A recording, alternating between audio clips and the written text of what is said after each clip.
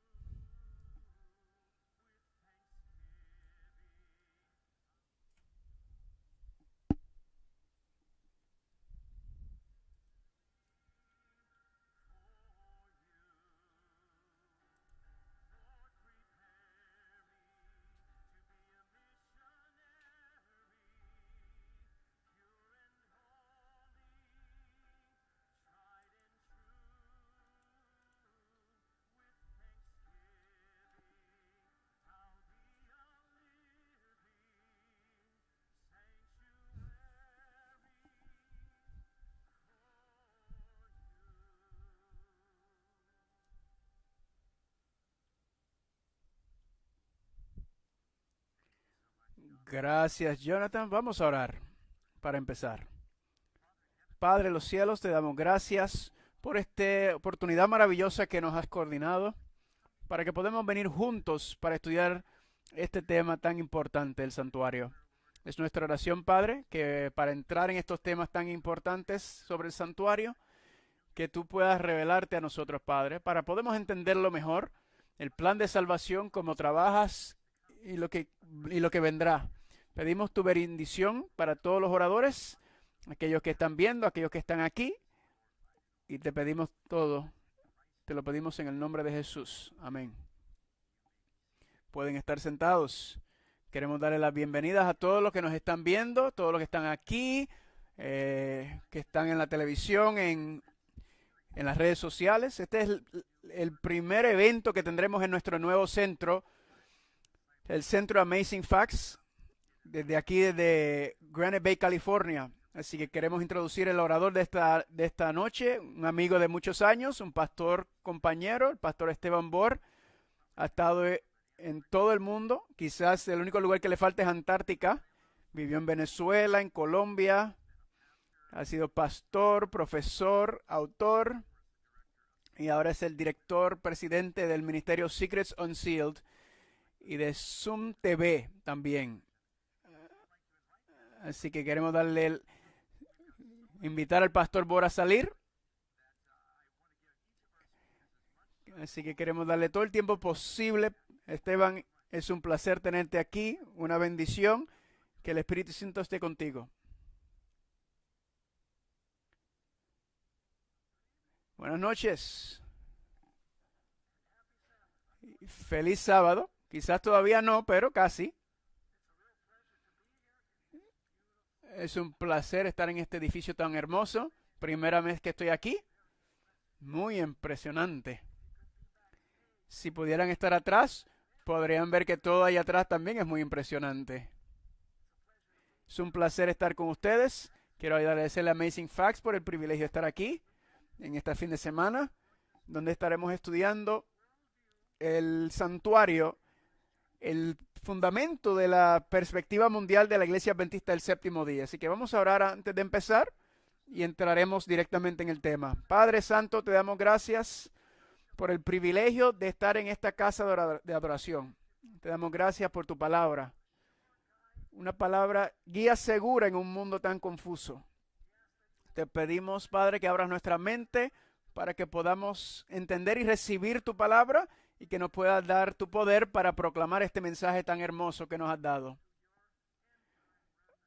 Que has dado este mensaje a la iglesia remanente. Te damos gracias por la promesa de tu presencia y lo proclamamos en el precioso nombre de Cristo Jesús, nuestro Señor y Salvador. Amén. Hay dos principios fundamentales para entender cuando tratamos con el plan de salvación y más específicamente el santuario. El primero es que el problema del pecado es de alcance universal, porque se originó en el cielo, no en la tierra. Por lo tanto, la solución al problema también debe tener un alcance mundial, universal, perdón. Lucifer pudo engañar a un tercio de los ángeles, o como dice el Ellen G. White, en La Verdad sobre los Ángeles, página 43, casi la mitad de los ángeles. Sus argumentos contra el carácter de Dios deben haber sido muy persuasivos a los seres celestiales. Satanás manchó el carácter de Dios.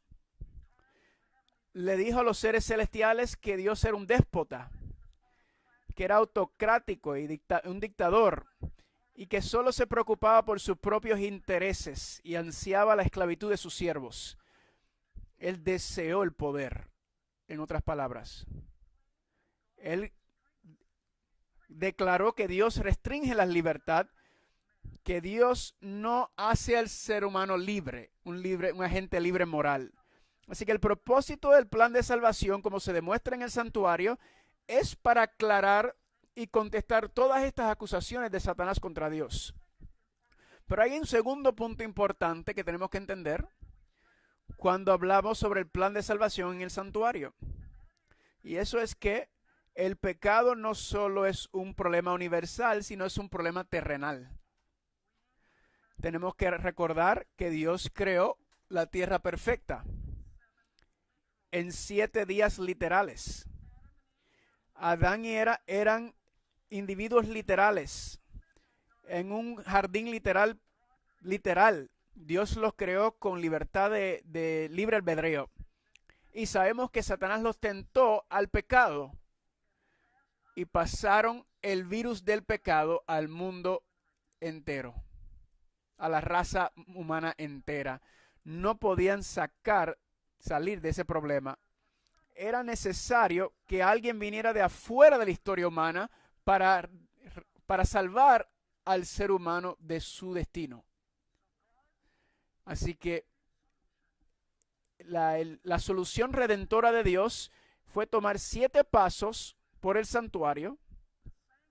El santuario es la solución de Dios al problema del pecado. Por eso Ellen G. White escribió en la carta 208 en el 1906, el conocimiento correcto de la administración en el santuario celestial es el fundamento de nuestra fe. Una vez que Jesús ha concluido y dado sus 7 pasos en el santuario, el problema del pecado será resuelto. El santuario no es meramente una doctrina de la Iglesia Adventista. El santuario es la perspectiva mundial de la Iglesia Adventista. Está relacionado con todas las doctrinas en un entero. Es como una gran pieza, como un rompecabezas, ¿verdad? Que cuando lo pones todo junto es el plan de salvación. Ahora nos daremos cuenta en el estudio en que en este primer tema no vamos a estudiar la ropa del sacerdote o los colores o las fábricas o las medidas del santuario. El que viene detrás de mí, él va a tratar con esos detalles. No vamos a tomar un enfoque microscópico, sino uno telescópico, si me entienden. No estaremos viendo los árboles individuales, sino el bosque. No veremos cada pieza, sino veremos cada parte de cada pieza del rompecabezas, sino el rompecabezas completo. Ahora, Jesús toma 7 pasos en el santuario. El primero viene al campamento. Viene para estar entre nosotros. Bien, él vivió 30 años antes de entrar al santuario, al campamento, antes de entrar al atrio, al patio. El otro lugar es en el altar de sacrificio. El tercer paso es en el lavacro. El cuarto es en el lugar santo. El quinto está en el lugar santísimo. En el sexto es cuando va del lugar santísimo y toma los pecados confesados sobre el chivo expiatorio en la entrada del santuario. Y una vez se completa esa ceremonia, entonces viene el milenio y el juicio después del milenio, en donde los pecadores serán destruidos y el pecado también. Y Jesús entonces estará para vivir con nosotros en el campamento para siempre. Ese es el séptimo. Así que vamos a ver los 7 pasos. El primero es cuando Jesús entra para vivir con nosotros en el campamento. Ahora, no hay ningún campamento ilustrado aquí. Tenemos el lugar santo y el lugar santísimo. Así que vamos a pensar que todos ustedes son el campamento del santuario. Y aquí en este espacio está el atrio, el patio. Y luego el lugar santo y luego el lugar santísimo. Ahora vamos a hablar un poco sobre Jesús viniendo a vivir con nosotros por 30 años. ¿Por qué no murió cuando un bebé? Porque tenía que desarrollar un carácter perfecto. Tenía que ir desarrollando un manto de justicia perfecta para el cual pudiera imputar e impartirnos esa justicia. En su vida es tan importante como su muerte. La primera parte que los pecadores tienen es la desnudez. Así que la primera solución es que Jesús tiene que desarrollar un manto para cubrir la desnudez. Él vino para vivir una vida justa en nuestro campamento para poder desarrollar un manto de justicia y cubrir nuestra vergüenza del pecado. Noten Juan capítulo 1, versículo 14. Y vino el Verbo, se hizo carne y habitó entre nosotros. Esa palabra habitó en el griego es la palabra skenoo, que significa, que es kene, que significa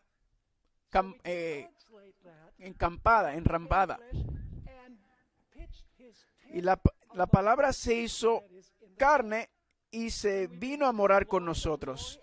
Y vimos su gloria como la gloria del Padre, lleno de gracia y de verdad. Así que Jesús vino a ser carne de nuestra carne para desarrollar un carácter perfecto. Quiero que vayan conmigo a Levítico 22, del 20 al 22.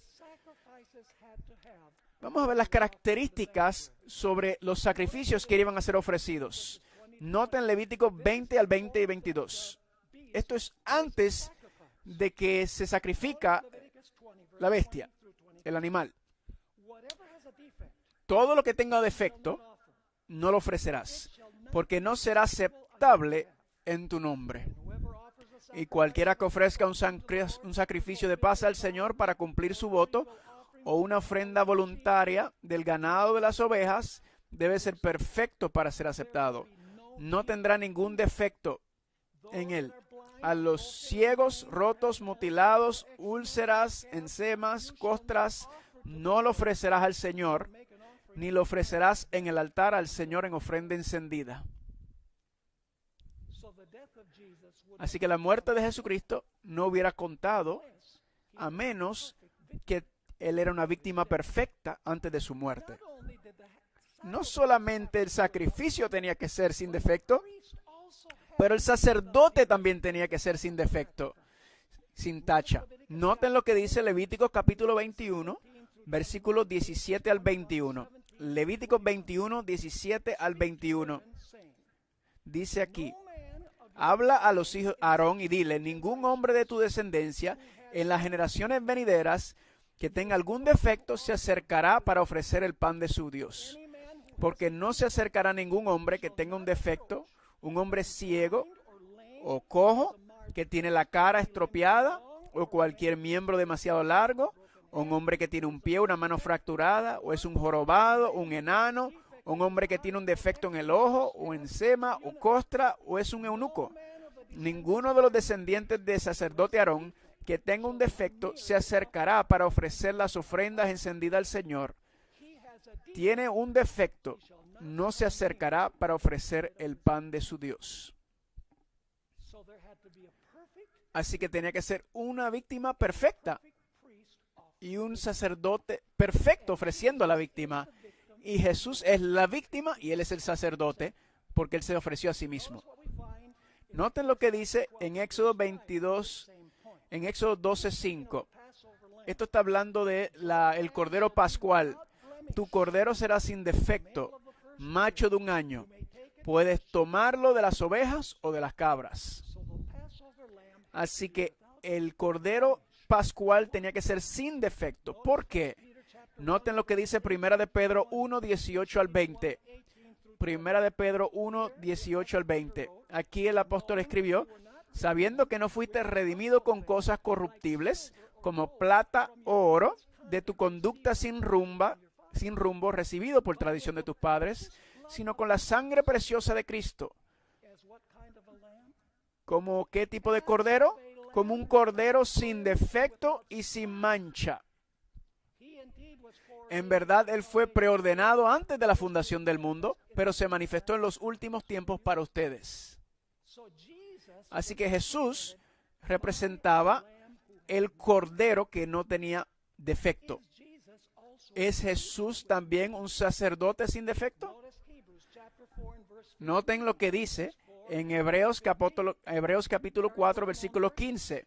Versículos muy conocidos, dice: por tanto, teniendo un gran sumo sacerdote que traspasó los cielos, Jesús, el Hijo de Dios, retengamos nuestra confesión. Porque no tenemos un sumo sacerdote que no pueda compadecerse de nuestras debilidades, sino que fue tentado en todo según nuestra semejanza, pero sin pecado. Por lo tanto, acerquémonos confiadamente al trono de la gracia para obtener misericordia y hallar gracia que nos ayude en tiempos de necesidad. Esta es la obra de Jesús en el campamento. Ahora miremos al patio. No solamente Jesús tenía que tener un manto de justicia para cubrir nuestra desnudez, alguien tenía que pagar por nuestros pecados. Porque la Biblia dice que la paga del pecado es ¿qué? Es la muerte. Así que Jesús no solamente tiene que vivir por nosotros, Él también tiene que morir por nosotros, llevando nuestros pecados en el Getsemaní y en la cruz. Los pecados de toda la humanidad fueron puestos sobre Él. Vamos a leer varios versículos. Pastor Borre está leyendo demasiados versículos. Lo bueno es que están todos en la pantalla. Además, si quieres toda la presentación, porque yo escribo todos mis sermones, puedes contactar a zoomtv.org y les pasaré las notas. Juan 3:16.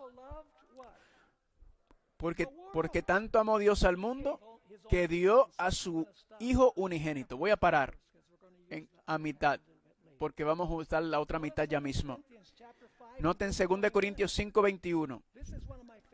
Este es uno de mis favoritos en la Biblia, porque al que no conoció pecado, por nosotros lo hizo pecado. El Padre hizo al Hijo por pecado, para que nosotros fuéramos hechos justicia de Dios en Él. Así que Jesús fue hecho pecado. Nuestros pecados fueron puestos sobre Él. Él sufrió la penalidad que deberíamos sufrir nosotros. Noten Gálatas, capítulo 3, versículo 13. Gálatas 3:13. Cristo nos redimió de la maldición de la ley. ¿Y cómo lo hizo? Hecho por nosotros maldición. Porque escrito está, maldito todo el que es colgado de un madero. Así que Jesús tomó sobre sí mismo nuestra maldición. Él tomó nuestros pecados. ¿Por cuánta gente hizo esto Jesús? Por todas las personas que jamás ha existido en el planeta Tierra. No solamente los que serán salvos.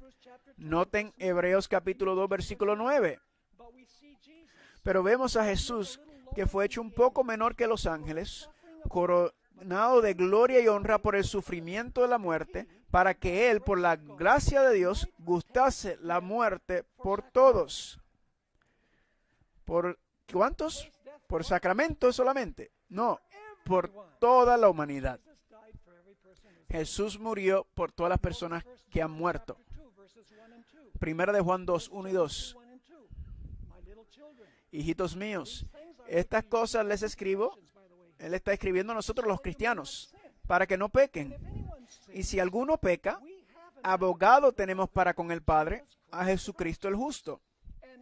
Él mismo es la propiciación de nuestros pecados, y no solo por los nuestros, en otras palabras, no es solamente está muriendo por los pecados de los cristianos, sino por los pecados del mundo entero. Noten Isaías 53. Isaías 53, 5 y 6, que ustedes quizás lo conozcan. Noten lo que dice hablando de Jesús el Mesías. Acabamos de terminar de estudiar Isaías. Dice que murió por nuestras transgresiones, por nuestras rebeliones, molido por nuestras iniquidades. El castigo por nuestra paz fue sobre él, y por sus llagas fuimos sanados. Todos nosotros como ovejas nos descarriamos, nos hemos vuelto cada uno por su propio camino. Ahora escuchen esto, y el Señor cargó sobre él la iniquidad de todos ellos. ¿Quién es el Señor? Es el Padre. El Padre cargó sobre él la iniquidad de todos nosotros. Así que en el campamento vive una vida perfecta, porque tiene que ser una víctima perfecta. Y también tiene que ser un sacerdote perfecto. Y entonces viene al altar de sacrificio en el patio, y alguien tiene que pagar por nuestros pecados, así que Jesús toma la carga del pecado sobre sí mismo en el altar de sacrificio. La hermana White escribió en Mensajes Selecto, volumen 1, página 321, ¿por cuántos murió Jesús? Noten lo que dice. Esta es una cita espectacular. La culpa de cada pecado, ¿cuántos? Cada pecado ejerció su peso sobre el alma divina del Redentor del mundo. Los malos pensamientos, las malas palabras, las malas acciones de cada hijo e hija de Adán exigieron retribución sobre sí mismo, porque se había convertido en el sustituto del hombre. Aunque la culpa del pecado no era suya, su espíritu fue desgarrado y herido por las transgresiones de los hombres. Y el que no conoció pecado, se hizo pecado por nosotros, para que nosotros fuésemos hecho justicia de Dios en él. Ahora escuchen esto. La provisión que hizo Jesús por su vida y muerte es para cada persona que ha vivido. Yo le llamo a eso los beneficios que Jesucristo consiguió. Son los aspectos objetivos de la expiación. Él hizo todo para todos. Él vivió para todos y Él murió para todos. Ahora vamos al lavacro. El lavacro era entre el altar de sacrificio y el lugar santo del santuario. ¿Qué representa el lavacro? Bueno, es entre el altar de sacrificio y el lugar santo. Nos debe decir algo, ¿verdad? El altar de sacrificio es la muerte de Cristo. ¿Cuándo entró Jesús entró al santuario? En Pentecostés. Así que tiene que ser algo que ocurre entre su muerte y Pentecostés, el lavacro. Vamos a Tito, capítulo 3, versículos 4 y 5. Tito 4 y 5. Pero cuando apreció la bondad y el amor de Dios nuestro Salvador para con el hombre, no por obras de justicia que nosotros hubiéramos hecho, sino por su misericordia nos salvó. Ahora escuchen esto, mediante el lavamiento de la regeneración. ¿Qué usas para lavar cosas? Agua. ¿Y qué hace el agua? Regenera. Eso es interesante en griego. Es la palabra palingenesia, que significa tener vida de nuevo, vivir de nuevo. ¿Qué representa el lavacro? Representa la resurrección de Jesucristo. Sigue diciendo, a la renovación del Espíritu, cuando apareció la bondad del amor de Dios nuestro Salvador para con el hombre, nos salvó mediante el lavamiento de la regeneración y la renovación del Espíritu Santo. Cuando Jesús se resucitó a los muertos, Él se limpió a sí mismo de todo vestigio de muerte, del pecado, para siempre. Romanos 6, 9 y 10. Dice, sabiendo que Cristo, habiendo resucitado entre los muertos, ya no muere. La muerte ya no se enseñorea de Él. Por la muerte que murió el pecado una vez por todas, pero la vida que Él vive, la vive para Dios. Así que el lavacro representa la resurrección de Jesucristo. Si Jesús no hubiera resucitado, nosotros no pudiéramos recibir el perdón de pecados. ¿Escuchaste lo que dije? Si Jesús no hubiera resucitado, ninguno de nosotros podía haber experimentado el perdón, o lo que los teólogos llaman la justificación. ¿Y cómo sabes eso? Vamos a Romanos capítulo 4, versículo 25. Esto está hablando cuando Dios justificó a Abraham por la fe. Ahora bien, no fue escrita solo por su causa que le fue imputada, en otras palabras le dio crédito, sino también por nosotros. No será imputada a los que creemos en aquel, no será imputada a los que creemos en aquel que resucitó a los muertos al Señor nuestro Jesús, el cual fue entregado a causa de nuestras ofensas y resucitó las ofensas, su muerte, y resucitó para nuestra, ¿qué? Justificación. Fue levantado para nuestra justificación. Justificación y perdón es lo mismo. ¿Podíamos haber sido perdonados solo por la muerte de Cristo? No. No solo por la muerte, no. ¿Cuán importante es la resurrección de Cristo? Vamos a ir a 1 Corintios capítulo 15, 3 al 7. Alguna gente dice, pero pastor, ¿no podemos ser perdonados solo por la muerte de Jesús? No. Eso es lo que la Biblia dice. Noten 1 Corintios 15, del 3 al 7. Aquí el apóstol Pablo dice, porque ante todos entregué lo que recibí, que Cristo murió por nuestros pecados, según las Escrituras, y fue sepultado y resucitó de nuevo al tercer día conforme a las Escrituras, y que fue visto por Cefas, luego por los 12, después de eso fue visto por más de 500 hermanos a la vez, a los cuales la mayor parte permanecen hasta el presente, pero algunos se han quedado dormidos, y después fue visto por Santiago y luego por los apóstoles. Entonces el último de todos fue visto por mí también, como por uno nacido fuera de tiempo. Ahora noten el versículo 17. Si Cristo no ha resucitado, nuestra fe es vana.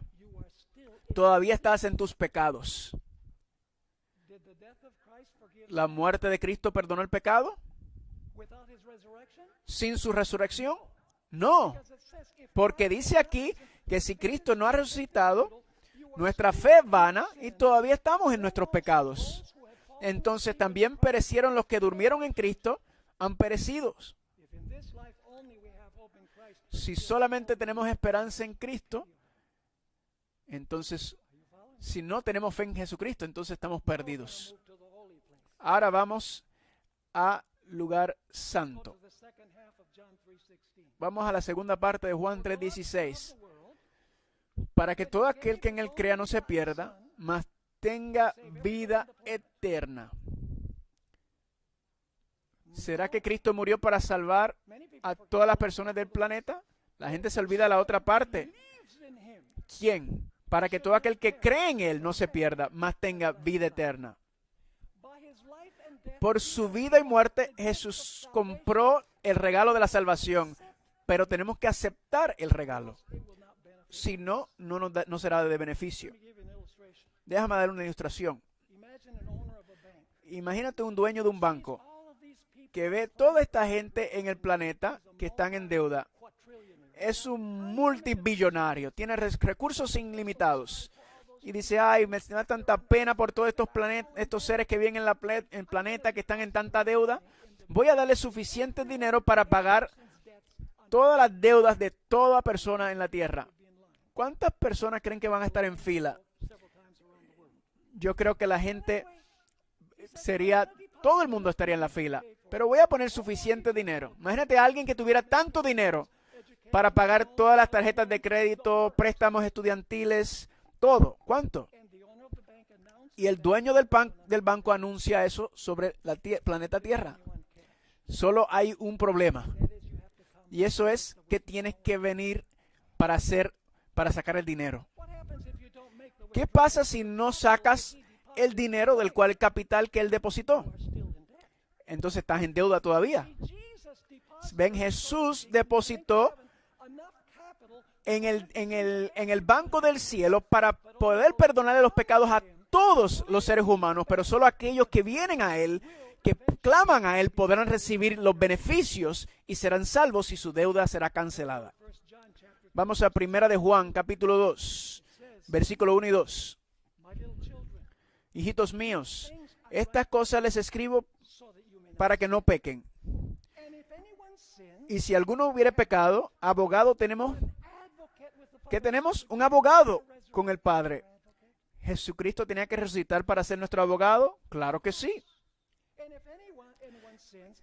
Y si alguno pecare, abogado tenemos para con el Padre, a Jesucristo el justo. Eso es importante. ¿Quién es el abogado? Jesucristo el justo. Cuando él va al Padre, él dice, Padre, vengo representando al pastor Bor. Solo lo estoy haciendo una dramatización. Y el Padre dice, ¿dónde está el pastor Bor? El pastor Bor no tiene que estar aquí, Padre. Él ya fue aceptado en mí. No lo mires a su injusticia, mira mi justicia. Él se ha arrepentido, ha confesado. Acéptalo a él en mí, Padre. Eso es lo que Jesús hace en el cielo cuando entró al lugar santo. Noten Hebreos capítulo 7, versículo 25. Dice aquí, por tanto, también puede salvar perpetuamente a los que por él se acercan a Dios. ¿Cuánto? Perpetuamente. ¿A quién? A los que por él se acercan a Dios. ¿Quiénes son los que va a salvar? A los que vienen al Padre por medio de Jesús, ya que vive siempre para interceder por ellos. ¿Quiénes son ellos? Aquellos que vienen a Dios por medio de Él, en el lugar santo. Hay esta idea que Jesús perdonó los pecados de todo el mundo en la cruz. No, la Biblia no enseña eso. ¿De verdad? Noten lo que dice Hechos capítulo 2, versículo 38. ¿Hay condiciones para recibir el perdón? Claro que sí. ¿Ves? Jesús recibió el beneficio por su vida perfecta y su muerte, pero cuando venimos a Él, confesamos nuestros pecados, nos arrepentimos y teniendo fe en Él, Él toma lo que hizo objetivamente y nos los aplica de manera subjetiva o personalmente. Hechos 2:38. Esto es al final del sermón de Pedro. Pedro le dijo, arrepentíos y bautícese cada uno de vosotros en el nombre de Jesucristo para remisión de los pecados. No se enreden con la palabra remisión, es solamente el perdón, es lo mismo. ¿Cuándo recibimos el perdón? ¿Cuando Jesús murió en el Calvario? No, dice aquí, cuando te arrepientes y te bautizas en el nombre de Jesús para el perdón de pecados. En otras palabras, Jesús cuando fue al cielo está recibiendo clientes. Noten estos versículos más. Hechos 5:31.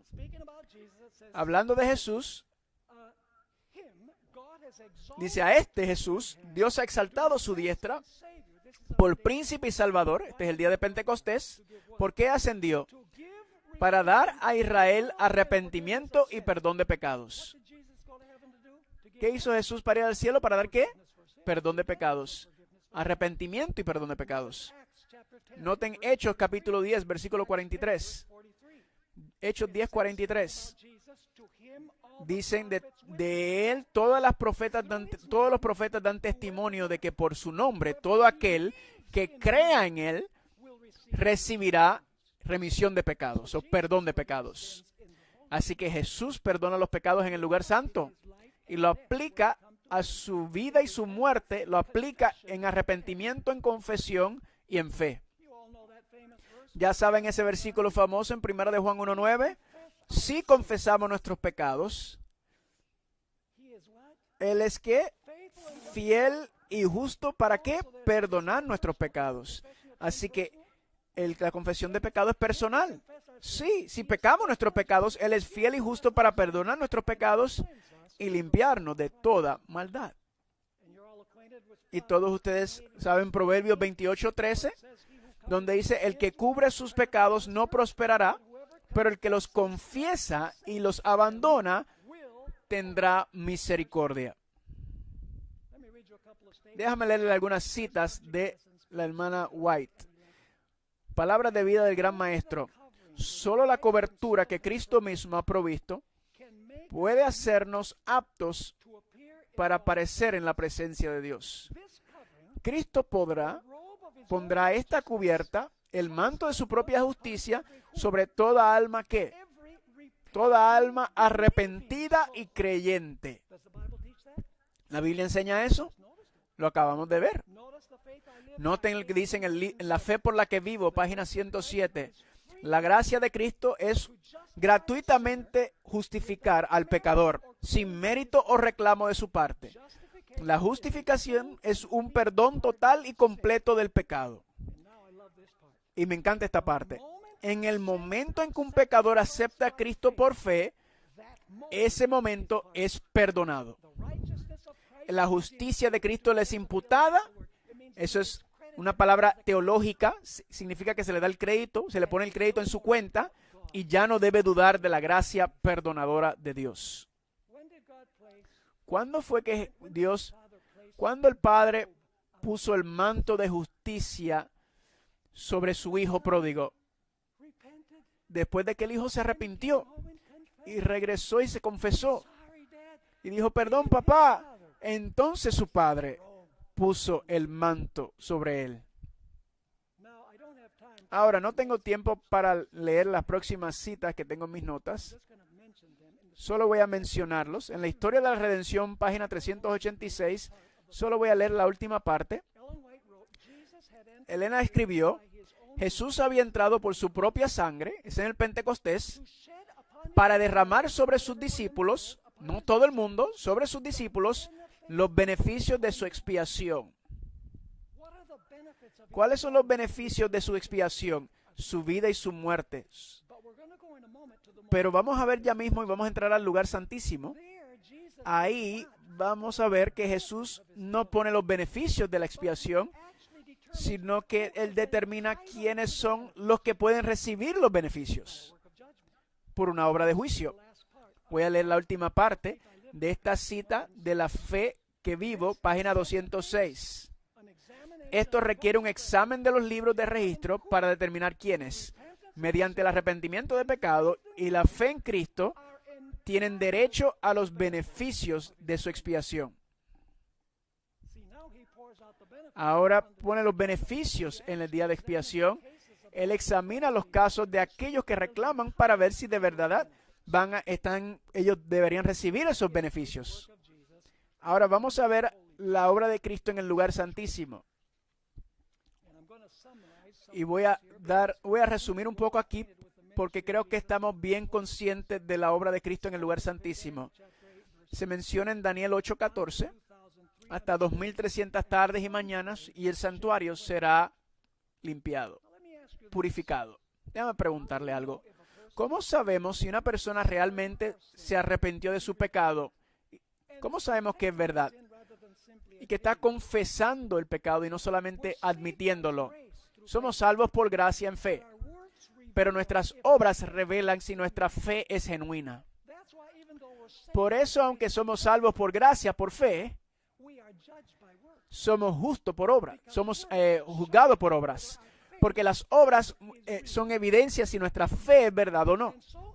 Entonces, en el juicio, el único caso que será examinado son aquellos que declaran haber aceptado a Jesucristo como su Señor y Salvador, no los del mundo. Eso ocurre durante el milenio. Todos que se quedan atrás, los ángeles de Satanás, Satanás mismo, todo será, de eso será durante el milenio y después del milenio. Pero en el juicio antes del advenimiento, sobre aquellos, solamente aquellos que declaran a Cristo su Señor y Salvador, se va a revisar sus casos, sus registros, para ver si su arrepentimiento y su fe fue genuina. Y yo sé lo que estás pensando. ¿No sabe Dios ya todo eso? Claro que Dios sabe. Pero Dios está solucionando el problema ante seres creados que no conocen. Déjame preguntarle algo. ¿La iglesia tiene trigo y cizaña? ¿Las cizañas dicen que son seguidores de Jesús? Sí. ¿La iglesia tiene buenos y malos peces? Claro. No todos los peces que entran al bote son buenos peces. Déjame preguntarle, ¿en la iglesia hay vírgenes prudentes y sabias versus las insensatas? Sí. En la sala de banquete de la boda, ¿hay alguien que entra para la boda y el rey sale y dice, ¿y cómo tú entraste aquí sin el manto? Eso no es después de la segunda venida que alguien se coló al cielo. Ese es el juicio antes del advenimiento, que reclamaron que eran seguidores de Jesús, pero no tenían el manto. Hay aquellos que dicen, Señor, Señor, que van a estar perdidos. Claro que sí. Jesús dirá, aunque sacaste demonios, aunque hiciste milagros, aunque hiciste todo en mi nombre, yo nunca os conocí. Apartaos de mí, tú, obradores de maldad, que significa transgresor de la ley, el que transgrede la ley de Dios. Pregunta, hasta entre los pastores, ¿hay aquellos que dicen ser ministros de luz? Hay personas en la iglesia que tienen la forma de piedad, pero faltan el poder de la piedad. Claro. Así que es necesario hacer una separación entre los verdaderos de los que no son verdaderos. Claro que sí. Eso es lo que ocurre en el lugar santísimo. Y los que son verdaderos, una vez que su registro es examinado, sus pecados son borrados del santuario. Esas son buenas nuevas. ¿Me están siguiendo hasta ahora? Ahora vamos al paso número 6. Ven, la limpieza del santuario no era la última obra de Dios, de Cristo. Una vez el santuario fue limpiado y purificado, entonces Jesús va a tomar todos esos pecados, todo ese registro de pecados que contaminaron el santuario mientras van confesando y confiaron en Jesús. Todos esos pecados entraron, fueron perdonados. No tienes que preocuparte. Ay, no me gusta que mis pecados están escritos allá. Mira, si no están aquí en tu corazón. Así que asegúrate que los pongas allá arriba. Porque si eres sincero, si amas a Jesús, si verdaderamente lo arrepientes, si te confiesas y tienes fe en Jesús, puedes asegurarte que esos pecados serán sacados del santuario. Así que el santuario salía del lugar santísimo y tomaba el registro de pecados, y al final, en la entrada del santuario, en el patio, estaba Azazel. ¿Un símbolo de quién? Un símbolo de Satanás. Y todos los pecados, de hecho, el chivo expiatorio no muere por los pecados. Los pecados ya fueron perdonados por la sangre del primer macho cabrío. ¿Están conmigo? Así que los pecados perdonados del pecador están puestos sobre Azael y él debe sufrir la responsabilidad por haber originado y perpetuar el pecado. Entonces vino Satanás y es exiliado en esta tierra por 1000 años. De hecho, el día de la expiación incluye los 1000 años y el juicio al final hasta la destrucción de Satanás. Todo eso es parte contemplado en el día de expiación. No tengo tiempo para entrar en los detalles sobre eso. Pero la ceremonia del chivo expiatorio no solamente es tomar los pecados y ponerlos sobre la cabeza del chivo expiatorio, sino también el juicio durante el milenio. Pregunta, ¿habrá gente que no estará en el cielo que pensábamos que iban a estar ahí? ¿Van a haber gente allá que nunca esperábamos que iban a estar ahí? Claro que sí. Van a haber preguntas. Y Dios dice, vamos a abrir los libros para que vean los registros. Pero noten qué bueno es Dios. En el juicio antes del advenimiento, Él le muestra a todos los seres angelicales que Él tiene derecho a llevarlos al cielo. Por eso es que el juicio tiene que ser antes que la segunda venida. Porque Jesús tiene que revelar ante el universo a quién Él tiene derecho para venir a tomar para llevar al cielo. No hay urgencia con los perdidos, porque los perdidos serán examinados después. Así que durante los milenios, el pueblo de Dios podrán ver lo que se vio en el juicio del preadvenimiento. Y luego todos los redimidos serán que Dios fue justo y bueno. Pero hay un grupo que aún no se ha convencido, Satanás y sus ángeles perdidos. Y si tuviera tiempo, les molestaría Apocalipsis capítulo 20, versículo 12, donde dice que después del milenio hay este panorama sobre la gran ciudad. Y cada persona fuera de la ciudad, Satanás, sus ángeles y los perdidos, cada uno ve a ver su registro de su vida. Y después que han visto el registro de su vida, cada rodilla doblará y cada lengua confesará que Jesucristo es el Señor para la gloria del Padre. Satanás y sus ángeles han sido persuadidos también que Dios tenía razón, que Dios es bueno. Tomó tanto tiempo este proceso, pero se logró. Dios no resuelve todo rápidamente, con prisa. No, Dios toma tiempo. Gloria a Dios que Él toma su tiempo. Así que después de todo esto fue confesado, que todos han confesado que Dios es bueno y que es justo, la hermana White dice que hasta Satanás mismo se doblará sus rodillas y confesará que Dios es justo. Por primera vez, todo el universo estará en armonía nuevamente. Todos están de acuerdo que Dios tenía razón. Y entonces Satanás y sus ángeles y los perdidos serán destruidos. Y Dios hace un cielo nuevo y una tierra nueva. Y luego viene la parte más interesante, más emocionante. El Jesús que vino en la primera venida para vivir y morir por nosotros, ahora morará en nuestro campamento para siempre y para siempre. Vamos a leer nuestro último pasaje, Apocalipsis capítulo 21, Apocalipsis 21, versículo 2 al 4. Entonces yo, Juan, vi la santa ciudad, la nueva Jerusalén, que descendía del cielo de Dios, preparada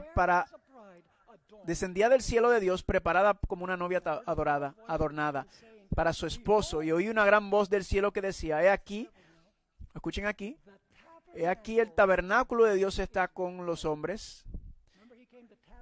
¿Recuerdan que vino a tabernacular con nosotros, a morar con nosotros? ¿Y Él qué hará? La capital del universo. Este planetita pequeñito y chiquito. No se lo pierdan. ¿Qué le aprovecha un hombre si gana el mundo entero y se pierde su alma? Y continúa diciendo, y Él morará con ellos, y ellos serán su gente, su pueblo. Dios mismo estará con ellos, y seré su Dios. Y Dios limpiará toda lágrima de los ojos de ellos. y ya no habrá más muerte, ni llanto, ni lágrimas. No habrá más dolor, porque las primeras cosas han pasado.